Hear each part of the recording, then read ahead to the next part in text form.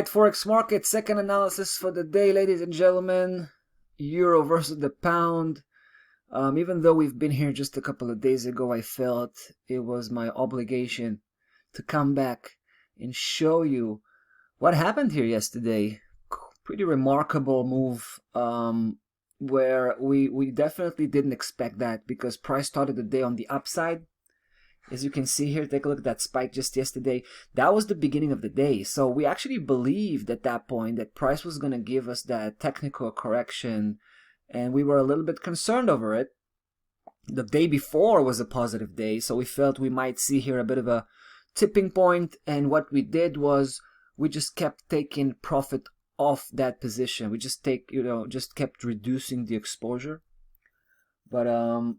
But yeah, you can see what happened here yesterday, guys. This is really good news for us. If you thought I was excited about the last video, I'm actually more excited about this one, because we've been killing it with the euro pound right off the gate, guys. We landed bombs all across that move, and we were also taking a lot of profit in the process, right? Basically scaling in when price was on the downside, and then scaling out when price was showing some signs of, recovery. But it's just a perfect move. It's just a perfect move. Every single correction we had here was just a single day, nothing fancy, and price was right back on the downside again. But yesterday was the cherry on the on the cake here, with this incredible single day crash. I don't know how else to describe it. And as you can see, it went far beyond our last trades that we've placed here. So yeah. And by the way, it made a big advance towards our target. If you remember, just a couple of days ago, I've been here talking about that target, 85.31. I said it was ambitious. It was ambitious right from the get-go. And like I said in the last video, it was still ambitious because price still pretty far away.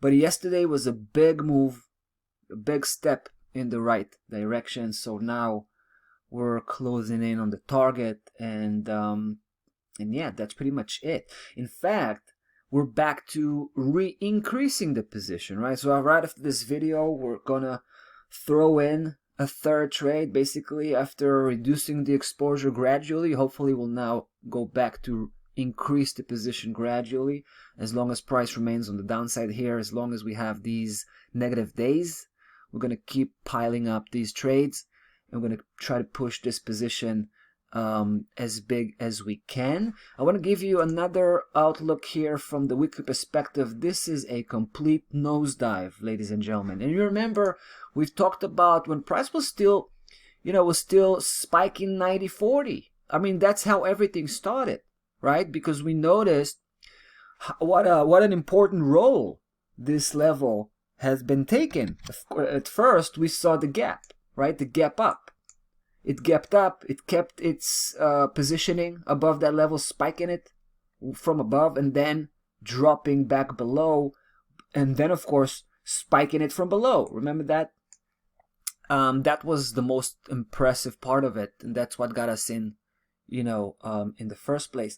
But ever since these attempts to cross back above 90.40, we've seen nothing but nosedive on the part of the euro pound, and it looks very good from this standpoint. All right, so but we're still counting about 215 pip to go, 20 pip to go. So that's quite a big of a distance still towards the target. But you can guess where I'm going with this. We're gonna keep moving all the way to 85.32. That's gonna be our final destination. All right, guys. Last thing I want to mention here is the stop loss level. We haven't touched it for quite a while.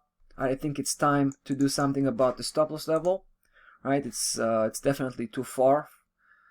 So the next placement, guys, we're pushing the stop loss level, adjusting the stop loss level by 50 pip, and we're gonna land it right at 89 spot. All right, somewhere around here.